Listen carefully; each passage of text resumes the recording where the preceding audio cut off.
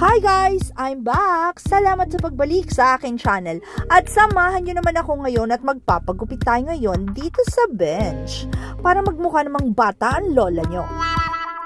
At heto, hinihimas-himas ko at punong-puno na ata ng split ends ang laylayan. Magpabangs kaya ako nang magmukha akong bunot. At habang hinihintay ko ang aking senior stylist, eto, tingnan po muna natin ang loob at kung ano ang ganap dito sa loob ng bench. Wow! At eto, huling sipat sa aking buhok. Hanggang ngayon, undecided pa rin ako kung papuputulan ko ng bangs. Hintayin ko na lang yung stylist na mag-suggest kung anong dapat kong gawin. Pero syempre, eto, magpapashampoo na ako. Kasi guys, hindi po ako naligo ngayon. Para syempre dito, libre na ang shampoo. At hindi lang basta-basta shampoo ang ginagawa nila dito. Abay, pati bumbunan ko at ang aking scalp, talaga namang minamasahe pa nila. Kayang tuwang-tuwa ang lola nyo, feeling social. At guys, tingnan nyo naman, dito kami hinuhugasan ng aming mga buhok. Abay, maganda pa sa bahay namin. Talaga naman ang ganda dito.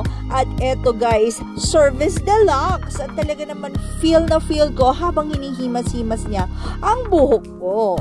At eto guys, mukha na akong basang sisiw. Handang-handa na para gupitan. At eto, nakalimutan kong kunan nung ginugupitan ako kasi natuwa ako at nalibang ako kay Sir Ronnie. At eto, binoblower na ako. Sana pagkatapos kong mablower, gumanda naman ang lola nyo nang magmukhang bata-bata ng kahit konti. Wow! At eto na guys, natuwa naman ako. Ayan, feel na feel ko ang aking buhok. Natuwa naman ako ng sobra sa aking buhok. Nagmukha akong nagmumurang kamyas. At syempre, shout out kay Sir Ronnie, ang kanilang senior stylist dito sa bench. Si anak ko, kasi mo statement kami doon. Bongga, kuko, melande. Saka may pakuliya, may pamagos.